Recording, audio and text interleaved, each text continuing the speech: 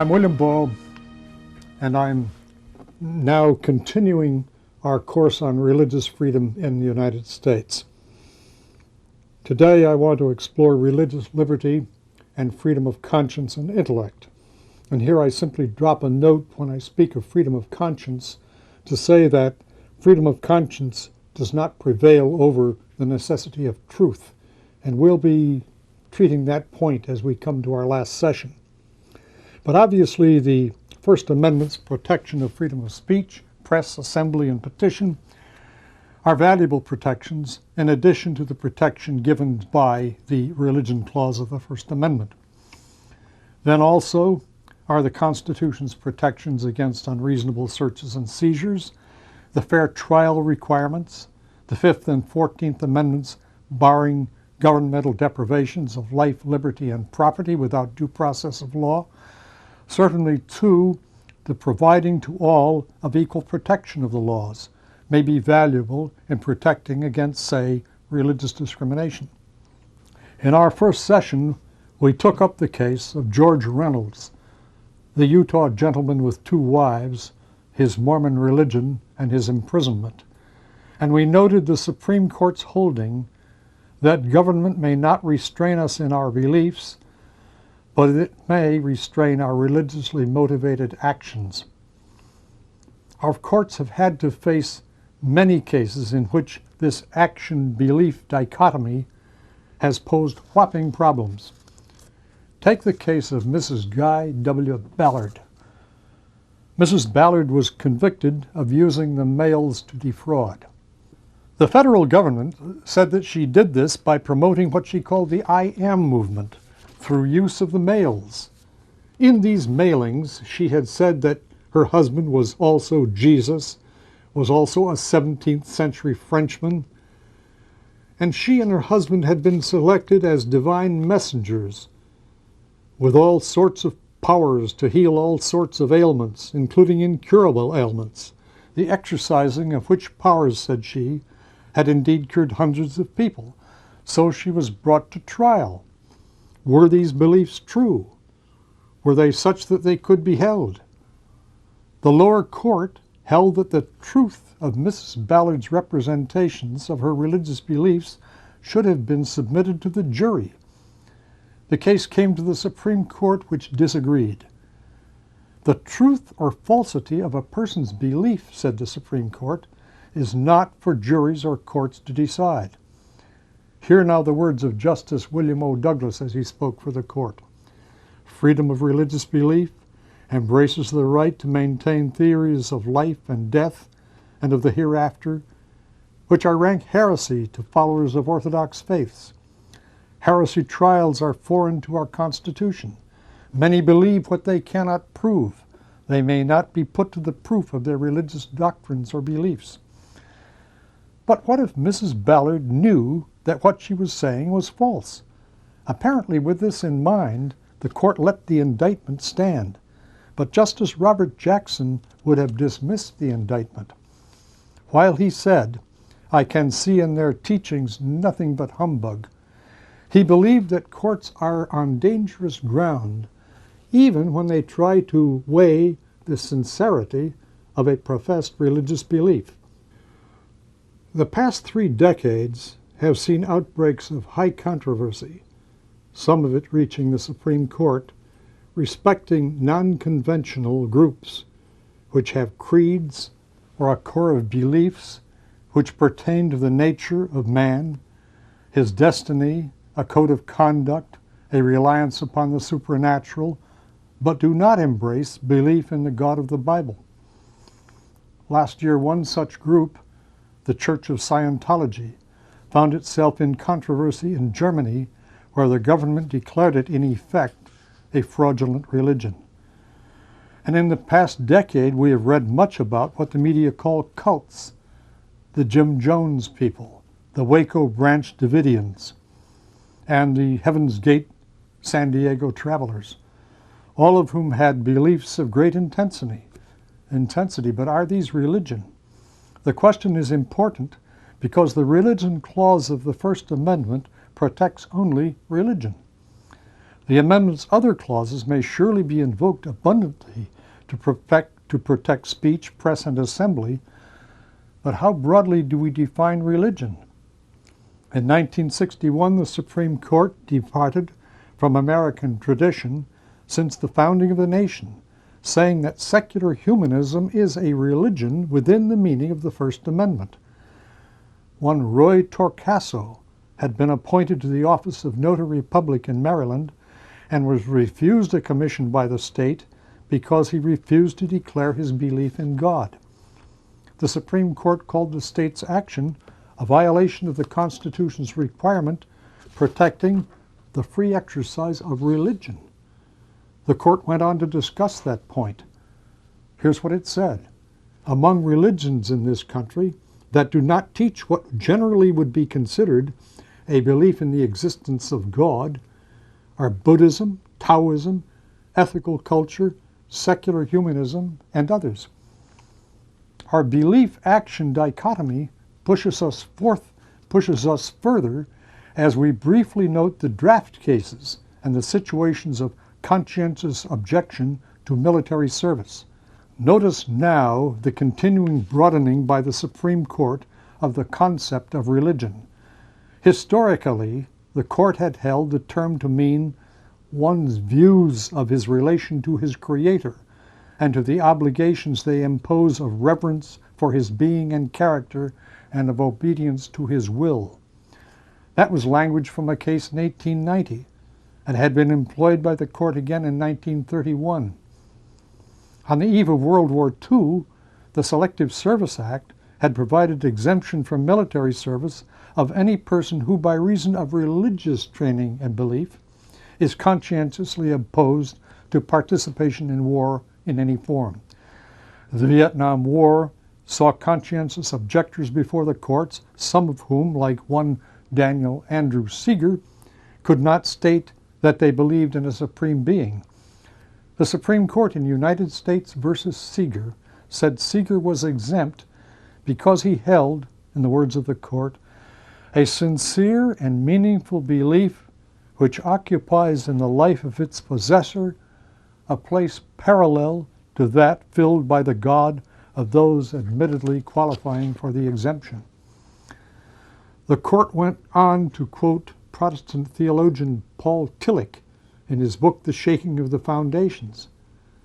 Tillich said, "And if the word God has not much meaning for you, translate it and speak of the depths of your life, of the source of your being, or of your ultimate concern, of what you take seriously without any reservation. Perhaps in order to do so, you must forget everything traditional that you have learned about God." I want to point out two major consequences of this position of the Supreme Court. One, the obvious point, is the almost infinite broadening of the idea of religion. Theism is now but one of myriad professions of belief. Inevitably, it suffers diminishment in the national consciousness, especially when all the varieties of notions falling within the term secular humanism are considered. But this new definition of religion also gives rise to another point. You have noticed that the term religion is used but once in the First Amendment. Congress shall make no law respecting an establishment of religion or prohibiting the free exercise thereof. If, in the terms of free exercise, religion means secular humanism, it must mean the same thing in terms of establishment. The meaning is clearly, therefore, that government may not establish secular humanism.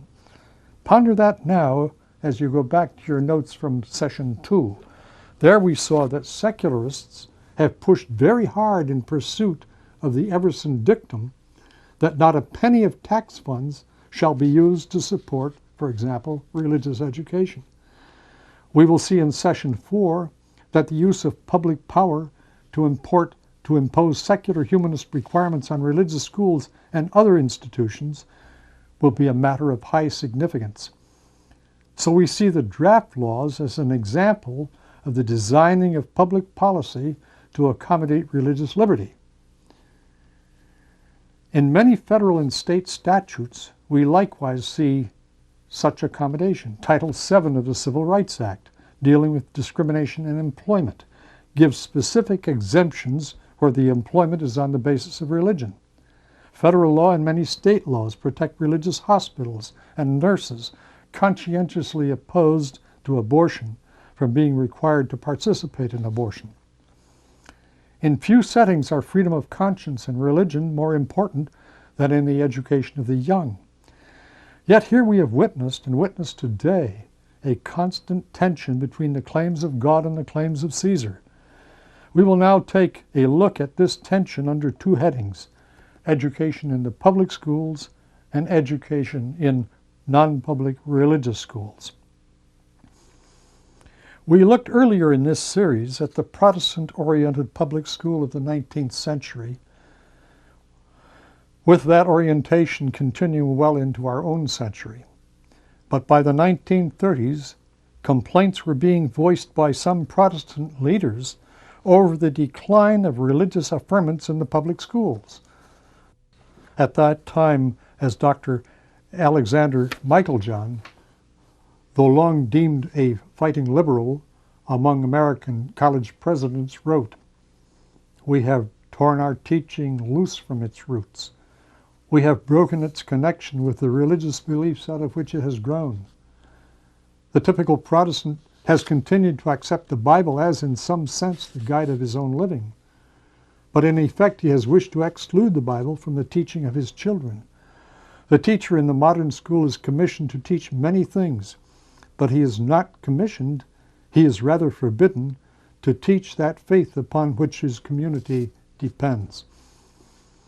Dr. Nicholas Murray Butler of Columbia University was among those who realized the seriousness of the situation because of the vital importance of religion in any complete education. In his report for 1934, he said, "The school child is entitled to receive that particular form of religious instruction and training which his parents and natural guardians hold dear.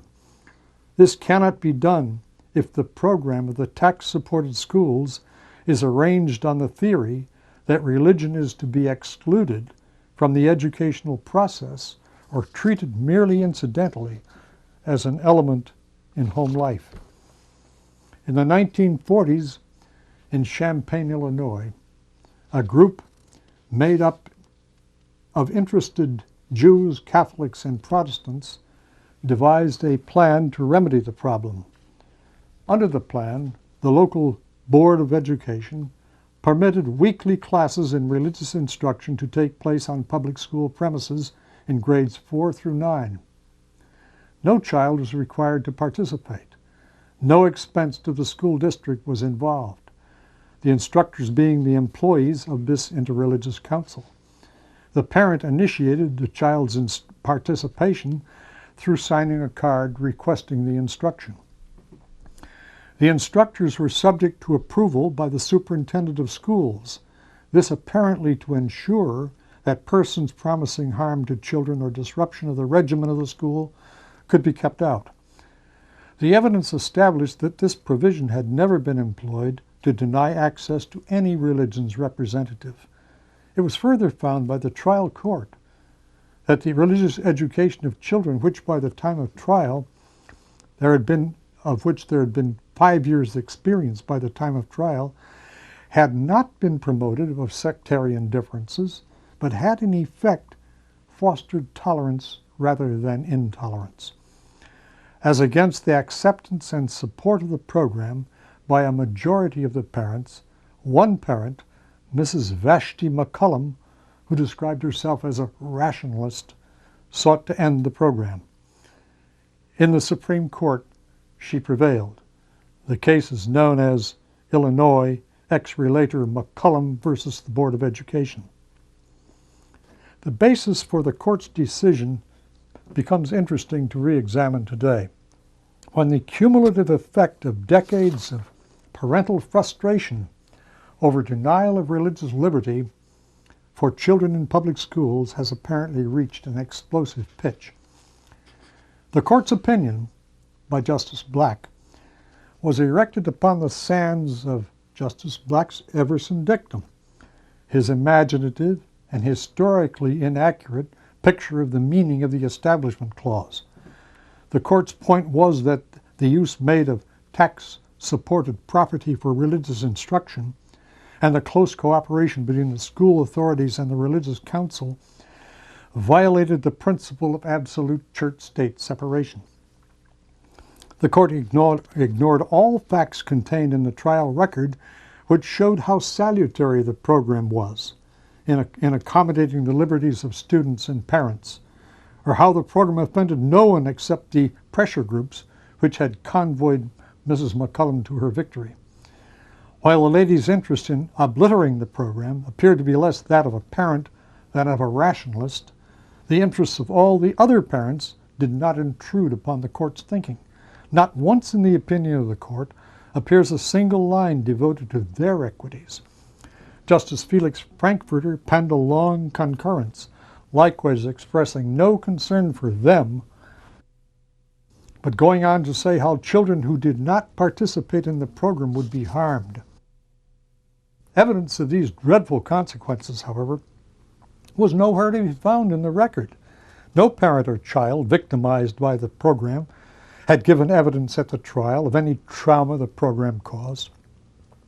The harm was indeed of a more incorporeal sort, harm to a principle, i.e., to a narrow philosophic prejudice insistent that its values be imposed as superior to any parental rights. Thus the court destroyed a socially valuable community agreement which over the years had been painstakingly developed. The important value of the program lay in its encouraging religious pluralism, a value later said in court opinions to be important. The greater damage, however, was the damage to the proper interests of religious parents. Furthermore, the court had now set the stage for the total establishment of secularism in the public schools, which would be accomplished 15 years later. Angle versus Vitale was an action by the parents of public school pupils to bar use in their schools of a 22-word prayer composed by a governmental body, the New York Board of Regents. A little prayer which reads, "Almighty God, we express our dependence upon Thee and beg Thy help for our teachers, our parents, and our friends," words to that effect. The prayer was to be recited aloud. No pupil was to be compelled to participate if his parents objected. School authorities were forbidden to comment upon non-participation of any student, students being permitted to remain silent or to be excused entirely from the exercise. The parents who sued included members of the Jewish faith, of the Society for Ethical Culture, of the Unitarian Church, and one non-believer. They claimed that the prayer practice violated the Establishment Clause of the First Amendment.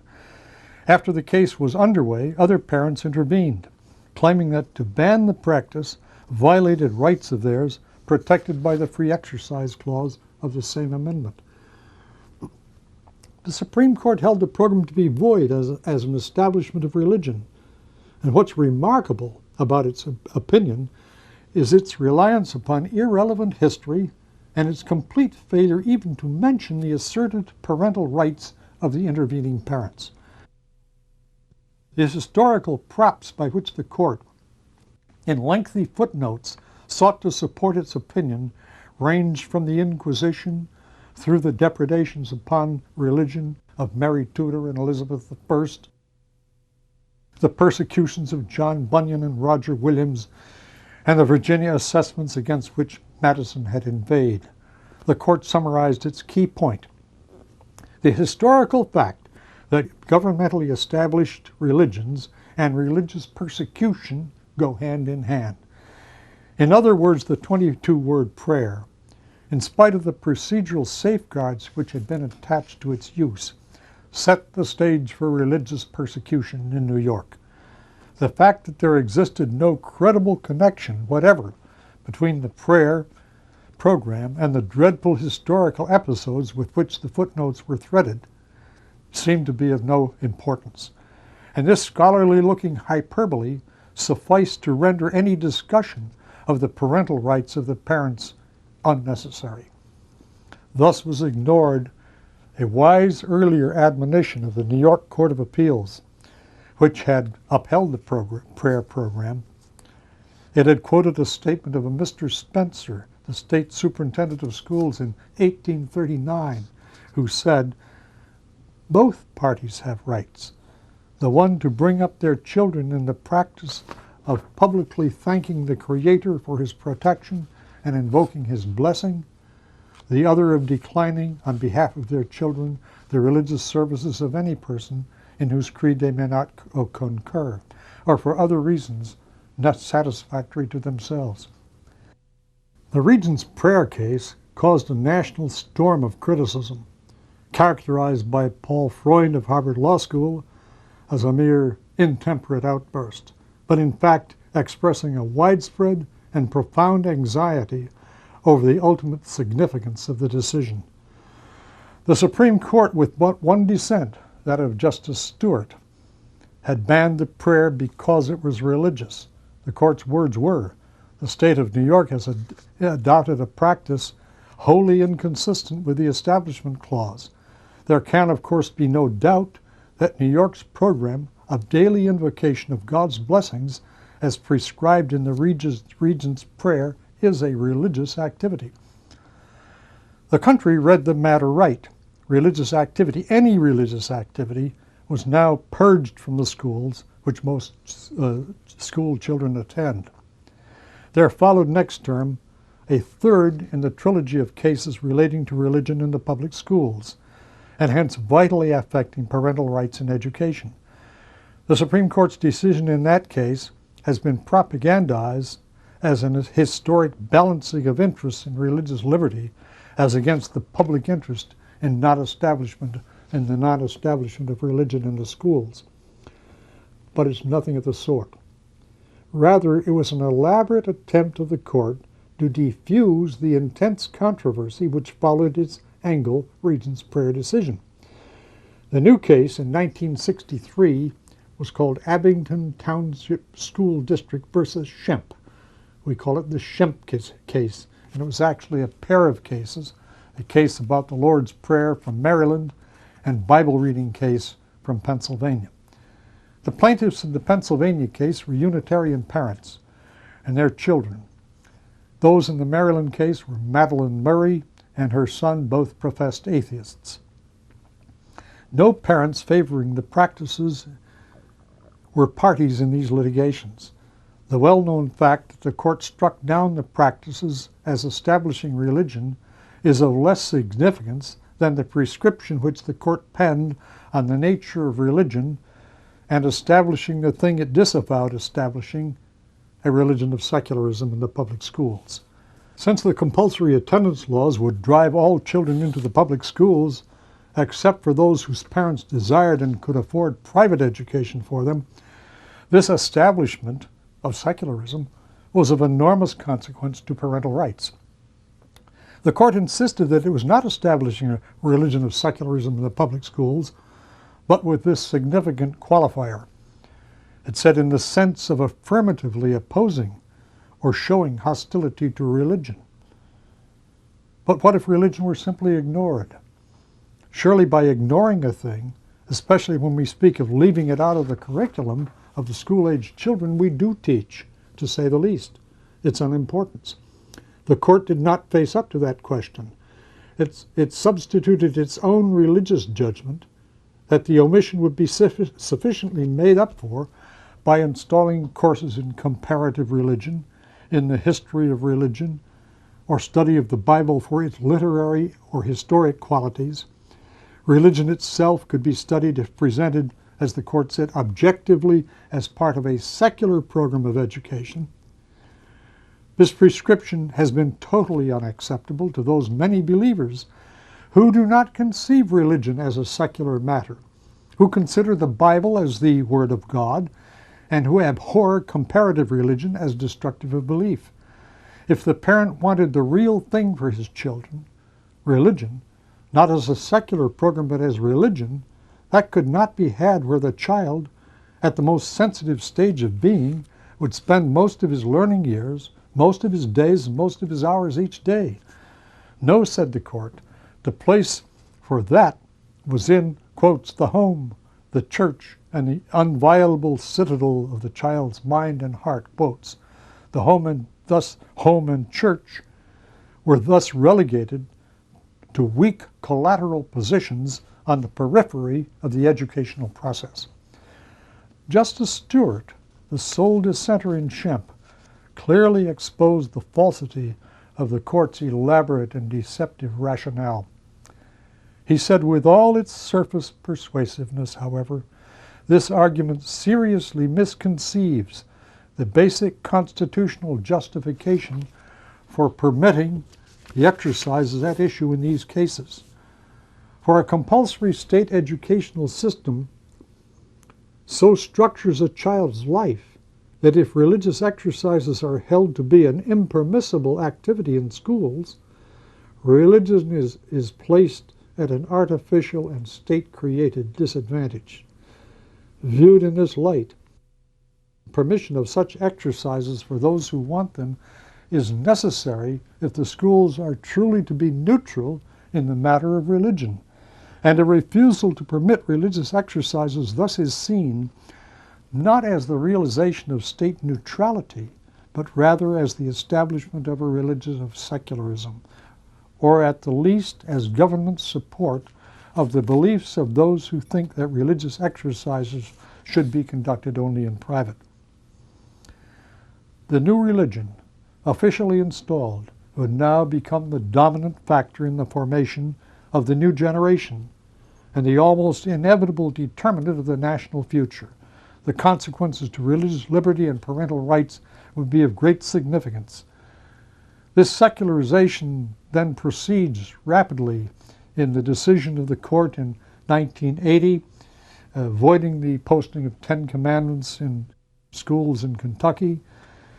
In 1985, the voiding of an Alabama law which authorized a minute of silence for prayer. In 1992, the forbidding of a rabbi to offer a non-sectarian invocation at a public high school graduation. Now, I'm aware of the moral vacuum created by the de-religionizing decisions of the Supreme Court. New forces now rushed in. And over the next 3 decades, answers to the questions of how life shall be lived were widely installed in the public schools. Philosophic sources for the new values were to be found in the prescriptions of, for example, Professor Uhlig, who in 1965 said he saw the public school teacher as having a mission to, and I quote, educate free minds who, on the one hand, appreciate the depths of man's religious tradition, but to whom, on the other hand, the old denominational and dualistic conflicts appeared secondary, if not inhibitive, to a unifying world outlook. The meaning was that the teacher's task is to teach children, regardless of their religious background, that Lutheranism, Judaism, Catholicism, etc., A, have profound traditions, but B, their disagreements, that is to say, doctrinal differences. These being secondary, these will inhibit the child's having a unifying world outlook. Not to worry, that's going to be supplied them. Among these have been sex courses, often under another label such as health, hygiene, etc., and instruction in Marxian or other materialist social views, again under a variety of headings such as social studies, problems of democracy, population problems, etc. In addition, such programs now placed in the public schools as values clarification, magic circle, quest, and a variety of new age projects all express secularism, and many involve invasions of familial privacy. Here let me speak of Ohio's outcome-based education program imposed on private schools in 19 private school pupils in 1996, pursuant to intense lobbying by the State Board of Education.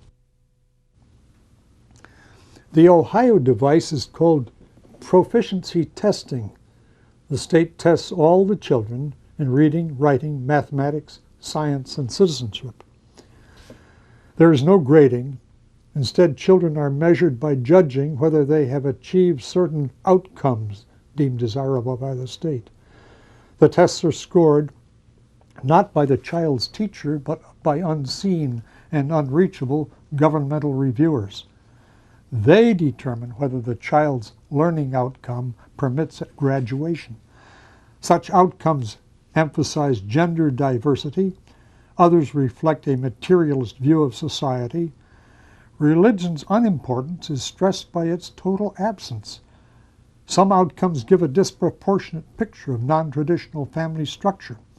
Questions ask that students share their feelings on sensitive, personal, and family matters. The state is free to share individual students' responses with other parties, including data banks. Programs of this sort, now widespread in the nation and helping form its culture, are of course flagrant violations of all that the Supreme Court had been saying about the requirements of the Establishment Clause that religion be kept out of the public schools. Unhappily, secular humanist programs have not been attacked in our courts on constitutional grounds. This is more than simply an irony. The ultra-separationist view of the Establishment Clause had, as we have seen, no historical roots and was without any sensible foundation. It takes dead aim at religious liberty. And that is exactly what is the evil which is found in the imposing of secular humanist programs on children in our public schools. Enforced conformity to the religion of the state, whether theistic or secularist, is a violation of the Free Exercise Clause.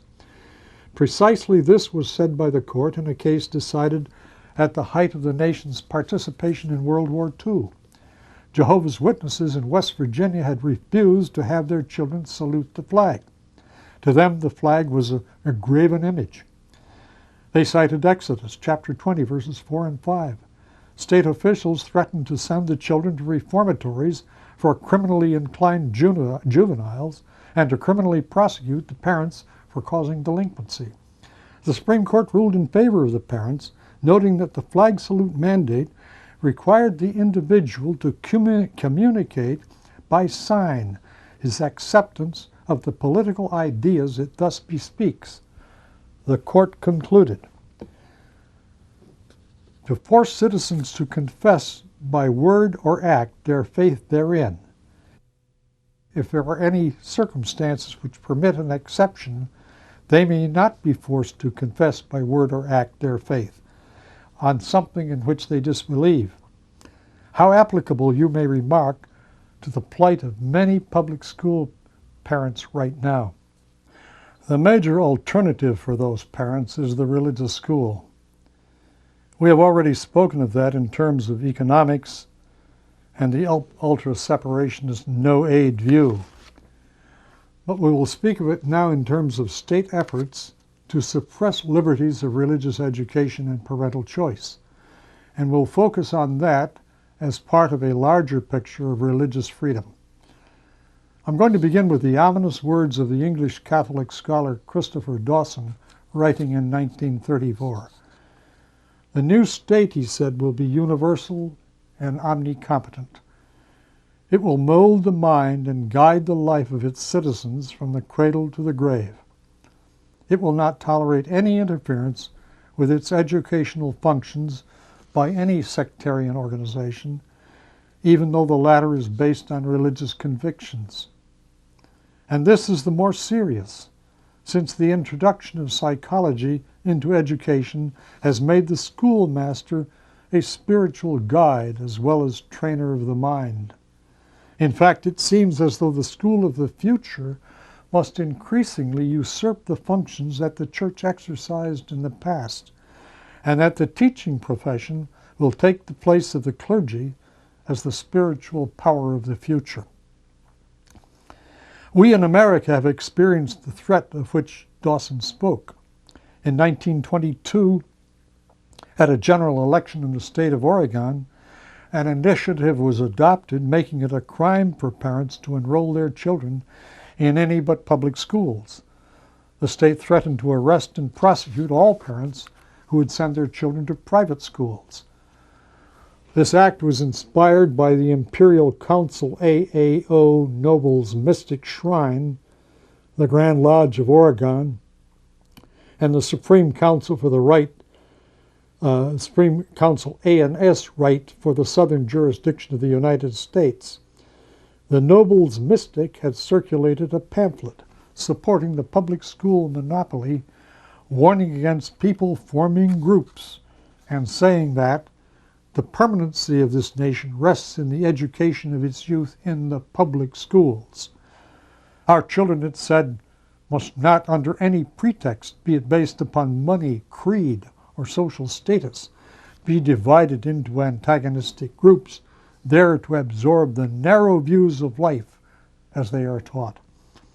Befezed and marching in Oriental garb, these Americanist devotees of sacred signs and secret ceremonies nevertheless bade the voters mix those with prejudices in the public school melting pot for a few years while their minds are plastic, and finally bring out the finished product, a true American. 3 years later, the Supreme Court would deal with a challenge to that statute. Meanwhile, in a Nebraska case, upholding the freedom of a Lutheran school to teach German to children, the court reflected on the power of the state in reference to those plastic minds. It quoted Plato's ideal commonwealth's prescription that children are to be common, and no parent is to know his own child, nor any child his parent. The proper officers will take the offspring into the pen or fold. The court noted that in order to submerge the individual and develop ideal citizens, Sparta assembled the males at 7 into barracks and entrusted their subsequent education and training to official guardians. The court vehemently rejected Plato's prescription.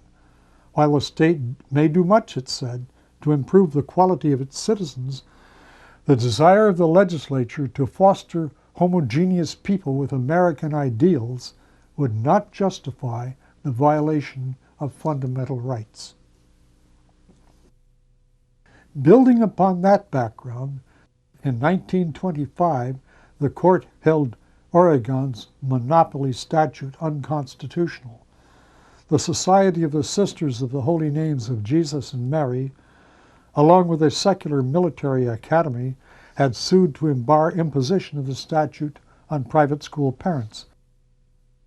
The Supreme Court, in its opinion, attacked the idea of a state educational monopoly, upheld the freedom of private, including religious schools, and in a memorable phrase, stressed parental rights in education. The child, the court said, is not the mere creature of the state. Those who nurture him and direct his destiny have the right, coupled with the high duty, to recognize and prepare him for additional obligations. In that context, the state would be permitted a narrow and limited regulatory role over schools in the name of the common good. This case is known as Pierce versus the Society of Sisters. But nothing in the Pierce decision suggested the state in the role of primary educator or as superior educator, the standard setter for all educational endeavors. The holding in Pierce flatly contradicted blank check public regulatory power over private education. Pierce was thus wholly consistent with the teachings of Catholics, evangelicals, and Orthodox Jews on education and parental rights, and in defense of religious schools. The Catholic Church, in its Declaration on Christian Education of the Second Vatican Council, stressed this very strongly, stating also that the state must keep in mind the principle of subsidiarity so that no kind of school monopoly arises. But in the decades following Pierce, the rights which it defined have come under attack. Precisely the situation envisioned by the court and scathingly rejected by it in Pierce has come into existence with enormous power claimed by the state over the education of the young. The public school system massively supported by taxation, has achieved near monopoly. In 1968, a case arose in Wisconsin which was a striking example of the power of that monopoly. There, the law required that all parents send their children to 2 years of high school. Amish parents could not comply. Their religion called for the living of a simple life, close to the soil, and very much separated as a community from worldliness. Amish believe in education, but the education they pursue is quite different from that provided in public school. It is, for one thing, God-centered, bringing children into ancient traditions of prayer and morality. For another, it provides literacy. Indeed, it's bilingual, English and German education. Amish kids are trained to be the best natural farmers in the world, and that also is an aspect of their religious convictions. They maintain grade schools, but believe that formal education beyond that is not only unnecessary to their way of life, but courts prideful sophistication. The refusal of Amish parents in Greene County, Wisconsin, to enroll their children in high school prompted the state to charge them criminally. The Amish defended themselves in court, believing that the state schooling requirement violated their religious freedom. Their attorney relied on a prior decision of the Supreme Court known as Sherbert v. Werner. Adele Sherbert, a Seventh-day Adventist, had become unemployed but was denied unemployment compensation because she'd been offered a job but refused it because it required her to work on Saturdays, which Seventh-day Adventists regard as Sabbath. Adele sued. She said that to make her unemployment compensation depend on her violating her religious beliefs was to deny her the free exercise of religion guaranteed by the Constitution. The Supreme Court agreed with her, and in doing so laid down 3 highly important points. First, it said, a religious claim must be shown by people protesting government action on religious grounds. Here, of course, Adele was well able to prove that in her faith, Saturday is the Sabbath, and one may not work on the Sabbath. But government, the court said, cannot restrict anyone's religious freedom unless A, it proves that there is some supreme societal interest or compelling state interest in its doing so. B, that it must show that it has no less restrictive means available to it to realize that interest. The matter came to trial. The Amish testified as to their beliefs, in few words but with clarity. There was no doubt then as to the reality of the Amish religious claim. So now the burden of proof shifted to the Wisconsin Department of Education, to the government. Could it prove that there was a compelling state interest in forcing Amish children into high school? It utterly failed to. The nation's top expert on educational effects, Dr. Donald Erickson of the University of Chicago, familiar with Amish education, testified emphatically that their education results in the fact that the vast majority of their younger people are able to move in adult roles and perform them with competency. The county sheriff was called to the stand and testified he had never known of any instances of law-breaking by Amish, young or old. The county director of social services testified that no Amish were on welfare, but were entirely independent and self-sustaining. The Amish lost in the trial court, but won 2 years later in the U.S. Supreme Court, which held that Wisconsin had failed in the 2-part test on free exercise. It stoutly reaffirmed that test now in the much more significant setting of education of the young.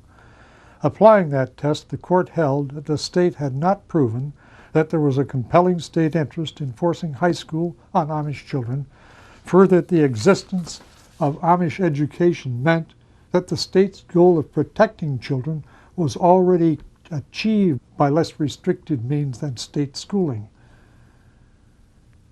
The case is known as Wisconsin versus Yoder, and the superb decision of the Supreme Court was in 1972. By the vindication of the Amish in 1972, the future of religious liberty in America had seemed better assured than ever before. The Yoder decision dealing with the critical area of religious liberty and education reached far beyond the question of schooling. The Yoder Test protected religion generally.